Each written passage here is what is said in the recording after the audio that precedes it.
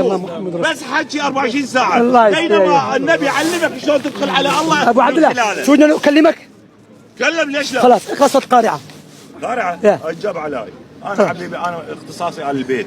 اختصاصي حب اختصاصي آل البيت. انت مالكم الا وليد اسماعيل.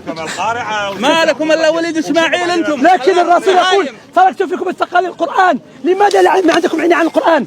الذي عندهم عناية على القرآن شنو يعني؟ اهل السنة. القرآن ما حافظ القرآن لا يجوز مكالمته.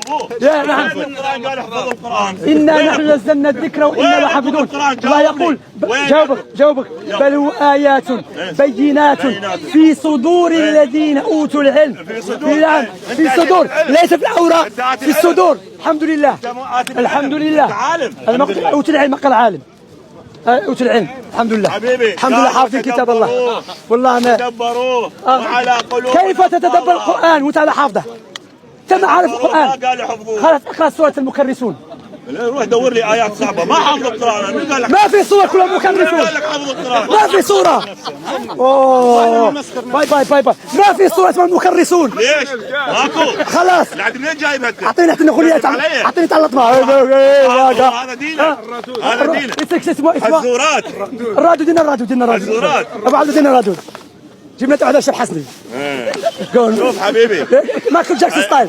مايكل جاكسون. انا اعطيك خوش رادود. انا اقول لك الشيء عارفه. شنو اللطميه اللي عندك؟ دانسين انتم اتبعتم ميوزك ذاتس الذين ارتدوا عن دين الله فقط. انتم متبعين للمرتدين عن دين الله وتنقلبون على اعقابكم. انت تركت النبي ورحت سلكت ابو عبد الله الذين انقلبوا على اعقابهم. ابو عبد الله بينما الرسول ايش قال لك؟ قال الست انا اولى بالمؤمنين من انفسهم؟